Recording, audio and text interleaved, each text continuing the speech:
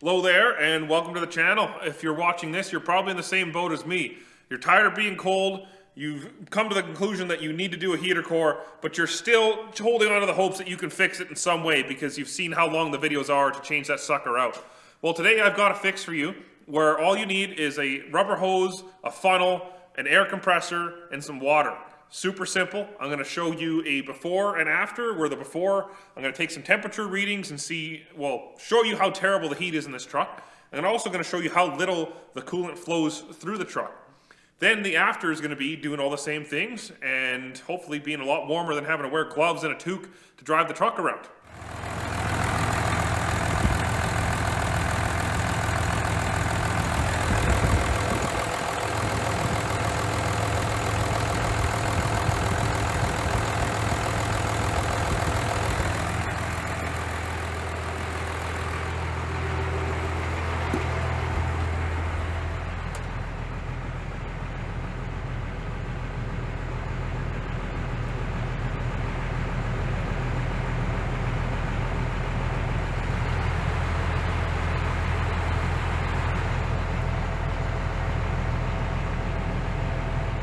So the first thing you're going to do is to drain the coolant out. You don't have to drain the entire system unless your coolant looks pretty nasty. Kind of like this coolant I have in here. Now this is a mix of orange and green, so it isn't the healthiest looking stuff, but I don't have any other new coolant, so I'm going to roll with it right for now. The reason you don't have to drain it all out is typically because the heater core is going to be higher than the engine, so the entirety of the engine doesn't need to be dumped out, and it's otherwise isolated from the heater core. Now I've got two hoses going into the heater core. Most arrangements are going to look like this. They're just going to be side by side.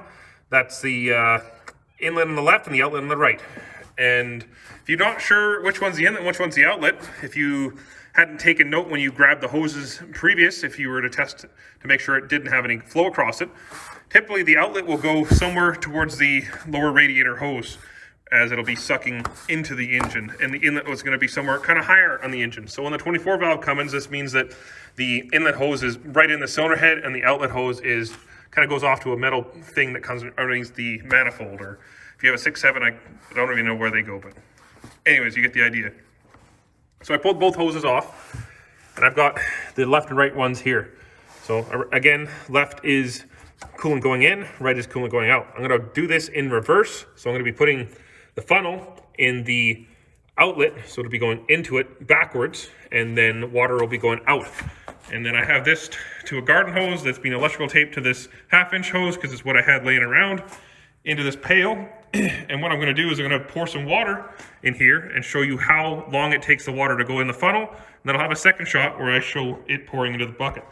So what we're going to be looking at in this next shot is I'm going to be pouring water into this inlet here. I haven't done anything to the heater core. This is as it is on the truck, and I'm going to show the restriction in it. We're going to be watching how long it takes the water to go through this funnel. So a good system, it shouldn't get backed up at all. Look at that. Almost no flow at all. Come over to the pail here. If I change shots, if I come in and over the pail, there's nothing here. Next part of the operation, I've got this air blower, and I took some electrical tape and put it around the end of it. This allows it to fit in the funnel nicely and to create a good seal. And there's still a little water in there you can just see. And I'm going to blow it in with the air, and it's going to push it through it. Oh.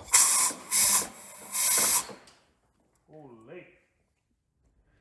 So I just did a quick blow there, and I remembered my cousin told me to clamp the hose to the bucket as it ends up blowing out and spraying everywhere, which is what happened to it. You can see the bucket, we've got some crap in there. I cleaned this out good enough, but it definitely didn't have that stuff in there before. So we're going to fill it up with some more water and keep doing a couple tests, and we'll come back to this and see how much stuff comes out. First one down, we're going to do round 2. Pour some water in again.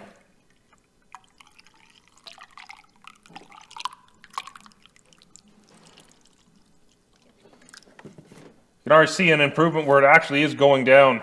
We'll keep going until it kind of holds. Got a little bit here, and stand out of the way and blow again.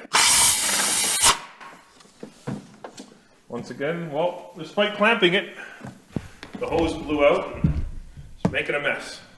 Keep repeating it.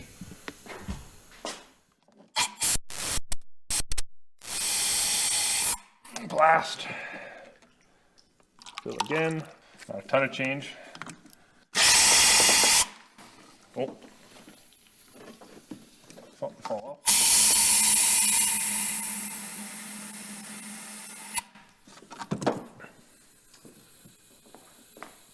So I've blasted through here about 10 times and I filled the bucket and then I dumped it out, and while I was dumping it out, I put it through a filter. Here's some of the things that were coming out of it.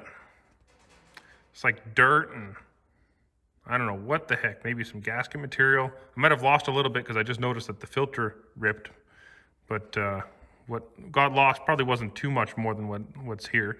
I'm gonna do it a couple more times and I'm gonna test the flow through it as it's sitting, and then put it back together, and hopefully it's a lot better than how it was. So I've blown this thing out more times than I can count, and I'm gonna do the water test again, filling it up in the funnel here.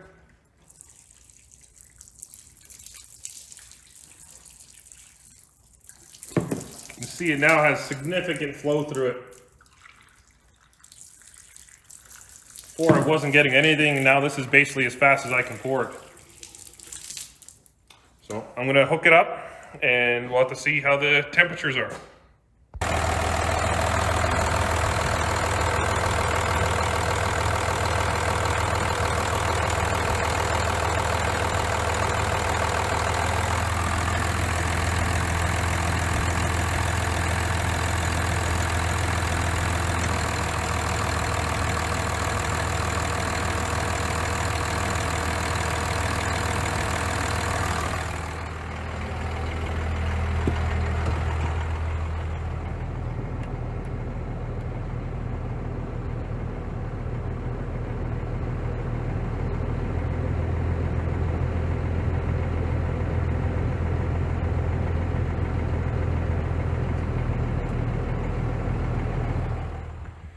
Here's another example of an application where I'm fixing the heater core. I've got my funnel and I've got a hose going into the heater core, and I've got another one just dumped into the ground here. And yeah, just blowing it through. This truck's got pretty much no heat in it. Same kind of deal, put water in it and the water's leaking out of the tube there, and at the beginning just hardly leaks out. I've got this slurp jug here, I fill it up, wait till it's kind of leaking just a little bit and this stops moving down. Take my air gun, blast it out, and I'll show you the after results if it works really good. Well, unfortunately, I didn't get an after of the temperature on the Ford, but it'll probably break the heat gun because the sucker is working awesome. I'm just doing a little bit of a cooling system revision with this surge tank here, so expect to see a video on that if you enjoy kind of fixing problems on some custom diesel stuff here. Or check it out, I'll be having a compound turbo fabrication video coming up and a couple others here. If you find this worked for you, or you have any other tips you want to share with other people, please drop a comment, like the video, and subscribe so you don't miss anything else. Thanks for staying tuned in this long, and I hope to see you in another video. See ya.